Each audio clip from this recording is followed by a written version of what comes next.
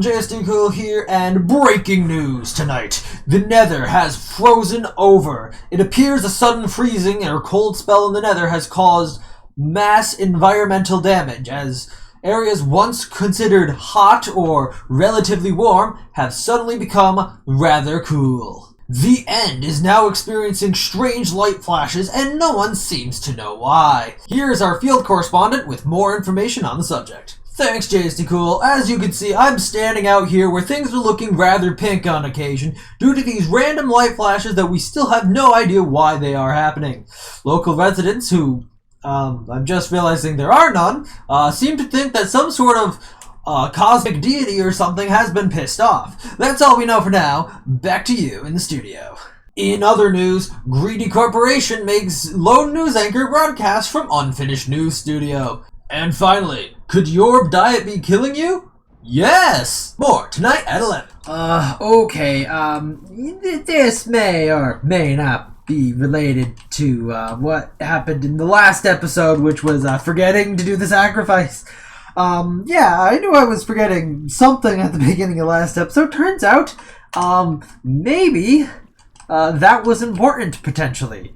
I don't know, because nothing bad has ever happened from skipping it in the past, but, yeah, it seems like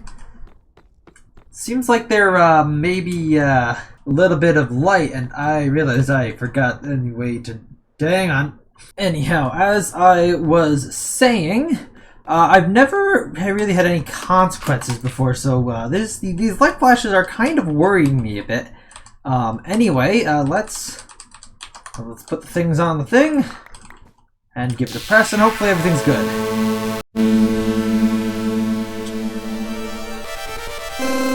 Uh-oh. Oh, and it's broken. Oh no, this can't be good. What the?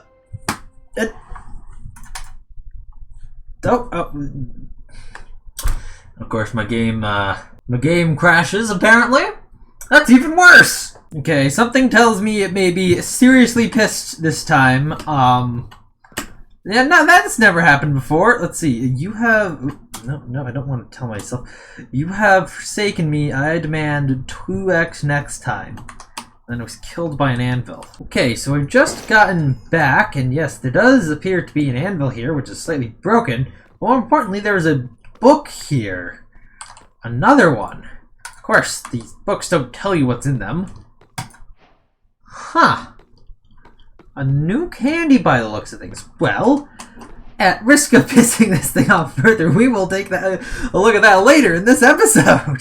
In the last episode, I did the perimeter project. The entire hole, the witch farm at the center of it, all of that happened in the last episode.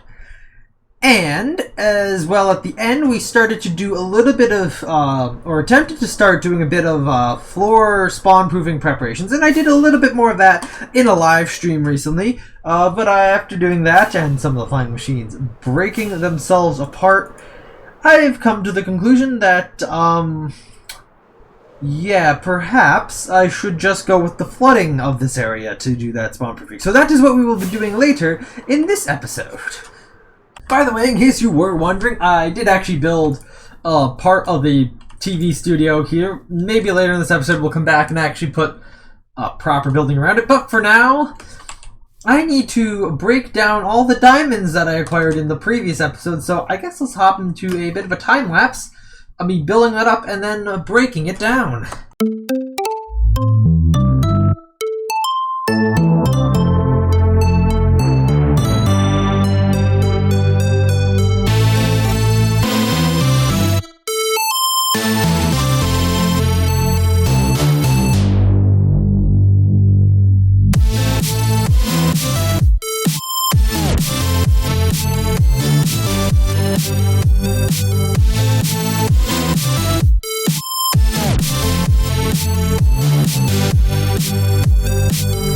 Okay, so that actually took a fair bit more time than I expected.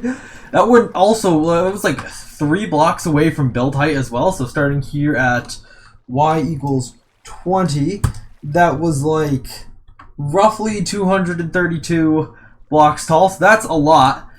As you probably saw in the time lapse, I built this kind of collection area here so that anything that fell over the edge would be collected and I wouldn't have to worry about it despawning. And glad thing I did, because it took 58 minutes for me to mine that, or to build up that whole tower and then mine it down.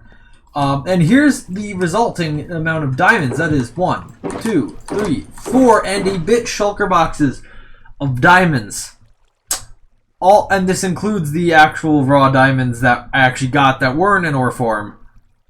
But still, after fortuning, that is way more than I needed to do the diamond beacon that I'm gonna make out of this. So wow, that's a ton of diamonds. Oh, and also just to show the exact number I mined there. So in terms of deep slate diamonds, that was 3,676.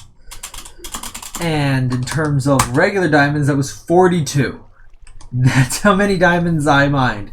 And now I gotta reset these scoreboards so I don't accidentally spam chat here. And here is all that compacted down into diamond blocks.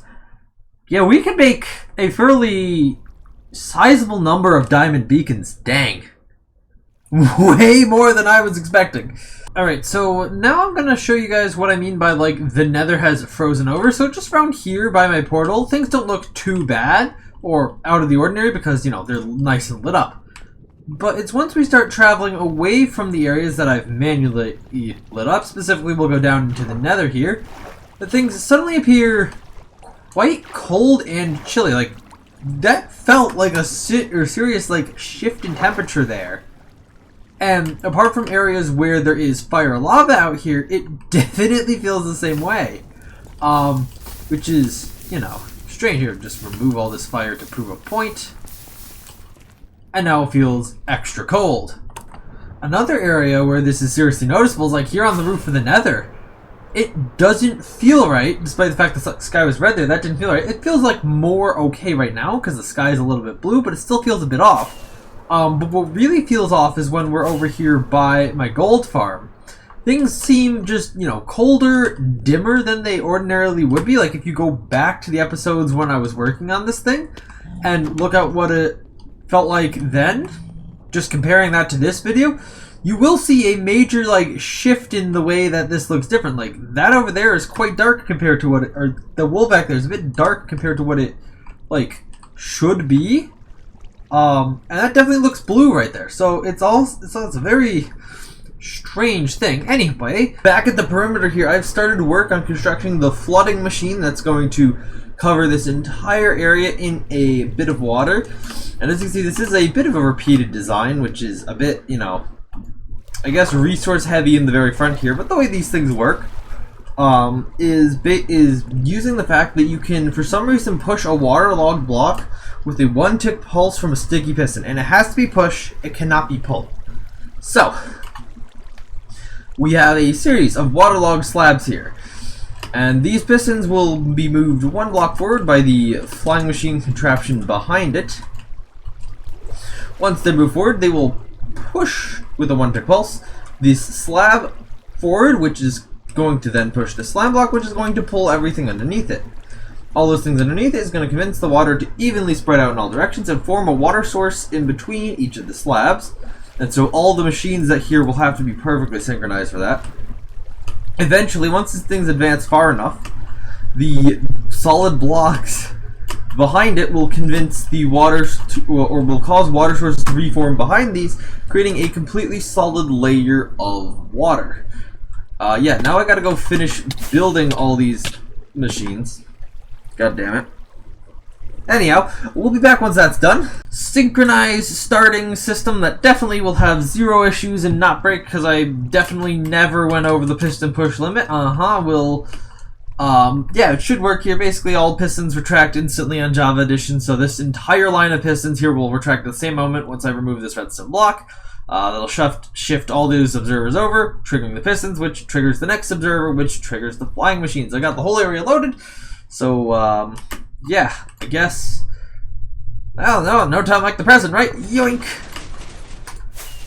And okay, good. It actually did all work. I was a bit unsure, and as you can see, there's a bit of a lake starting to form here. Now we just wait for this thing to reach the other side, which shouldn't take too long. Alright, there we are. The entire, well, basically the entire bottom of the perimeter is now covered in water, which gives us this very interesting biome map for this area here, that area there. I mean, we kind of knew that was like a lake already. But yeah, also for some reason glow squid are spawning under the farm itself. That is interesting.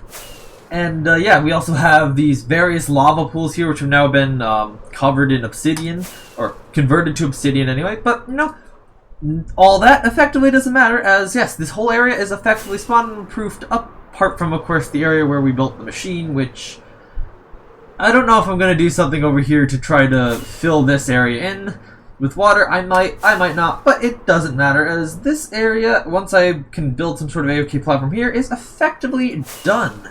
Alright then, now that we got the perimeter sorted, let's see what that new thing that I was, the recipe that I was given earlier. Ah, here we are. Red Smarts. 6 sugar and 3 redstone. Okay.